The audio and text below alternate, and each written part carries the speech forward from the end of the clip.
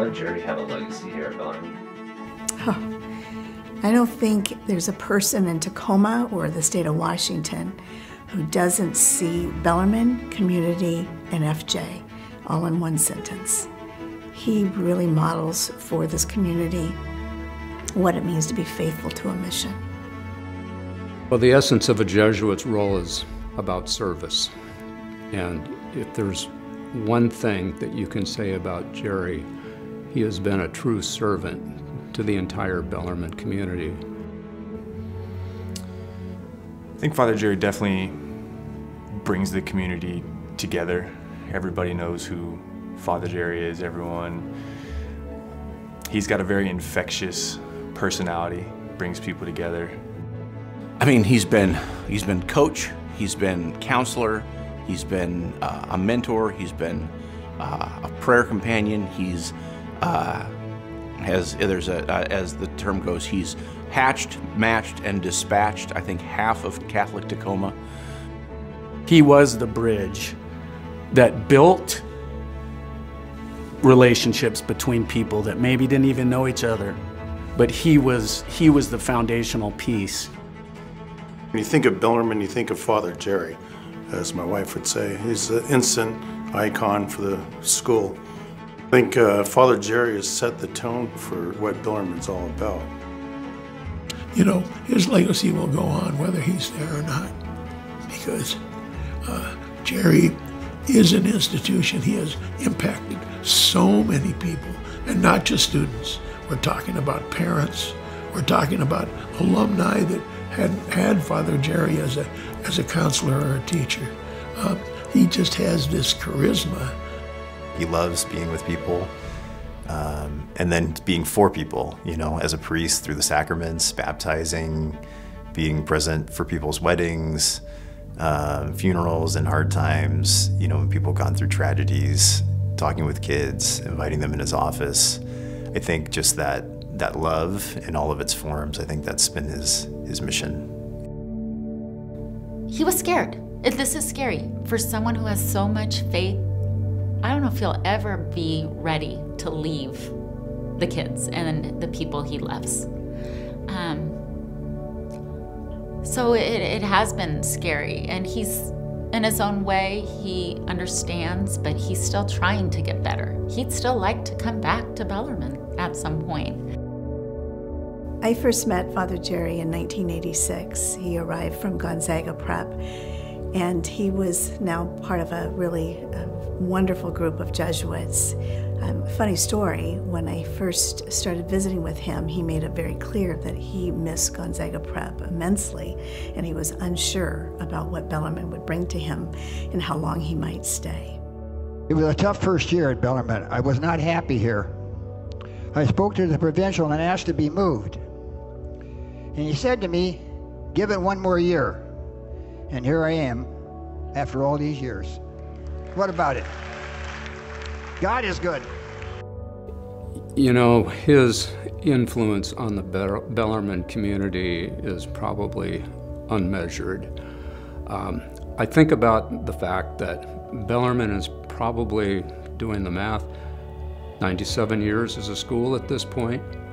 And for 38 of those years, Jerry Chapdelaine has been here, a part of this community, shaping the students, shaping adults, shaping teachers, administrators, influencing other Jesuits who have been here. He's a legend up here, and you hear all these stories, but until you really were able to spend time with him and, you know, talk to him and see how he's thinking about things, it's just impressive about how he's been able to connect with so many people. I remember the first time coming in this room, and I was just amazed. In my second year at Bellarmine, something interesting started to happen. Students would drop by my office at lunch. They would ask if they could hang out and eat and just be together. Over time, and more came during lunch, but just wanting to be with one another and talk and laugh. Well, students are still coming to my office today, and it's one of the highlights of my day. I don't really say much, I just listen with an open heart and remind them to always remember that they are loved. Father Jerry had a few office changes while here on campus. Everything from Bellarmine Hall to this office that we're sitting in today. And for whatever reason, I was the one that was chosen to deliver the message to him.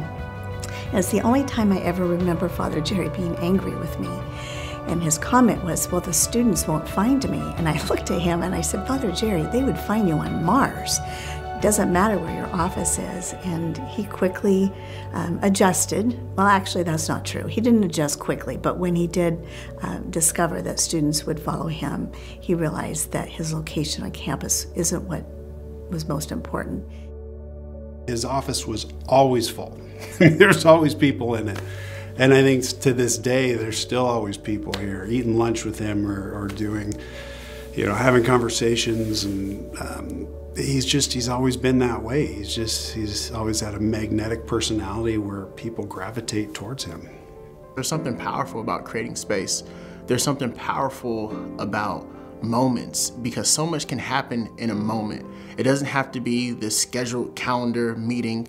It doesn't have to be, an hour of time, but there's something that can happen in just a moment of time, creating space for a young person. And I believe he shaped the culture of this school and just helping young people navigate difficult situations by letting them know, hey, I'm a friend, you have a caring adult here for you that's willing to give up the things that might look important because you are important. You could tell he had a charisma about him that attracted the students and adults alike, that he was so relatable. And as a priest, I think that is just so important as you're trying to raise your kids in this Catholic faith. He was relatable, he was straightforward, funny, and I loved his sense of humor as well.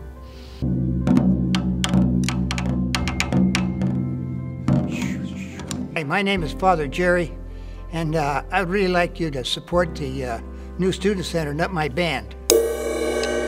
Seeing you, Fred. That's good. You be good now. Have fun. Hang loose, man. Okay, I'll try. Fred. What? Jerry, are you two listening? Yes, we are. Talking. What's the deal? Back to my lesson on the matchmaking formula. Did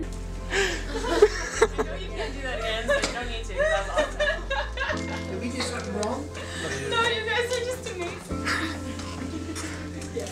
So, Father Jerry, what are you doing here? Gosh, Fred, I thought it'd be good to talk a little bit about Thanksgiving Tuesday. Giving Tuesday, yes. Okay. Giving Tuesday, okay, whatever. So we try that again, okay? It's Giving Tuesday, okay? Yeah. You got it, bro. Hey, we are Bellarmine. For sure. We are Bellarmine. Okay, let's go for it.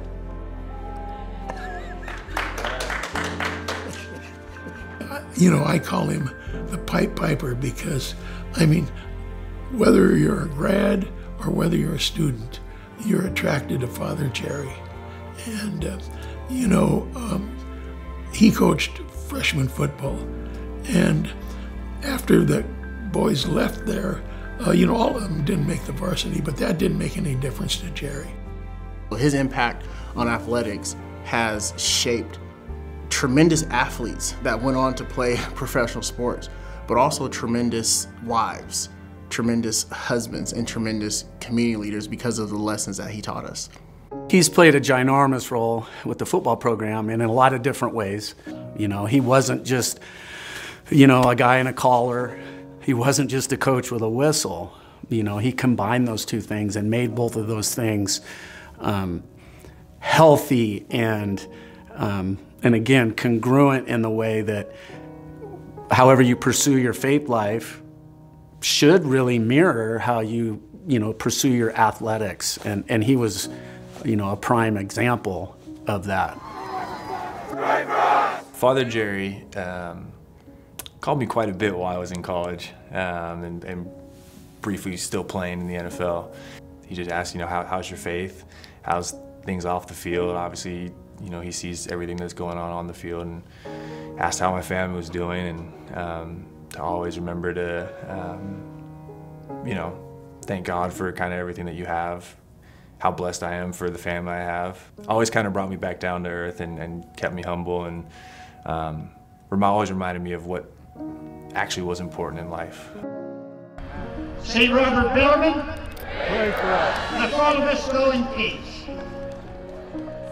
He's a very pious guy. He would visit the chapel every night after dinner, and that was really inspirational for me as a young Jesuit, finding my own rhythms of kind of how and when to pray. It was really because of him I would go in the chapel every night to pray my examen, and he'd be in there.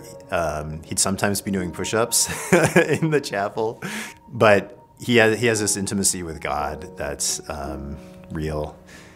So that's a beautiful part that people might not see. So there's a tradition in the Catholic world, when you're ordained, you get to pick somebody to put on your priestly vestments for the first time. And so I had Jerry do that for me. He was kind of the model of what I wanted to be as a high school priest. And so he vested me, and then I was very fortunate. He received my final vows in place of Father General. He's really been kind of the model of what I would hope to be as a Jesuit working in secondary ed. Father Jerry gave us the gift of faith. He really deepened our faith, and I think we've always been faithful people, but he actually taught us that in the most challenging and difficult times, and we've had a few, don't turn away from your faith, lean into it. And I think that that is a gift that our family will take with us forever, that he will leave with us. God is good. Count your blessings. Lean into your faith. He makes everyone feel like they're okay and special. And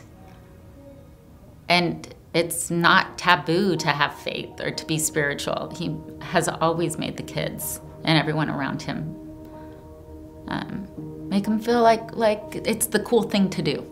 So that's really great for these students. And I see them with him, and they love him.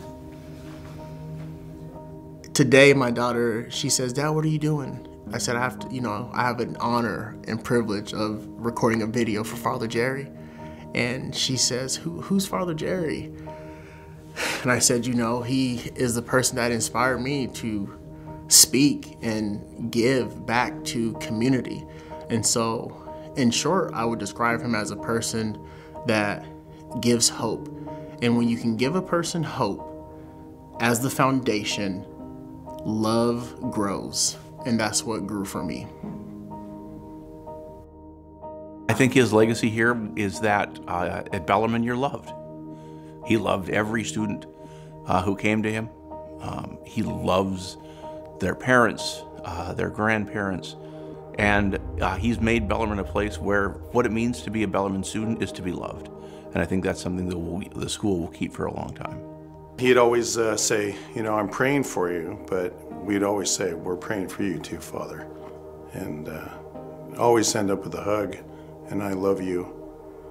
He truly meant it, and he meant to everybody he met.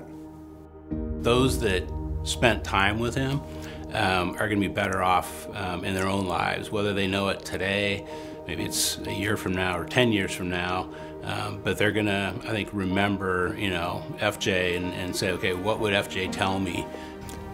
I feel like it's been an amazing blessing because he never had to leave Bellarmine, and he did not want to leave. His biggest thing ever was to stay here. His service has been incredible. It's been compassionate, it's been important, and it's been personal to so many people. I think when the end comes for him, and he's standing in front of the pearly gates, a voice is going to say, "Well done, good and faithful servant. Come into the place that I've prepared for you." And he will happily step in, and he will be recognized there, as someone who was a true servant in the Jesuit tradition, and that he has done all that God asked him when he was presented with the decision of a vocation to be a Jesuit priest working in high schools. I would like to share with you, in closing, with 4 lessons that I've used in my life to do my best as a person and for God's greater honor and glory. Know what your priorities are in life and work hard to keep them straight and part of every day. Take care of your faith life. Pray and ask God to forgive those things that you know you could do better. Be grateful for what you have. Love is not always wanting more. It sometimes is recognizing what we already have is more than enough. Love one another and say it out loud to those whom you love.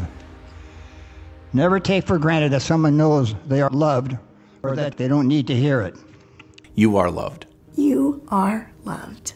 You are loved. You are loved. You are loved. You are loved.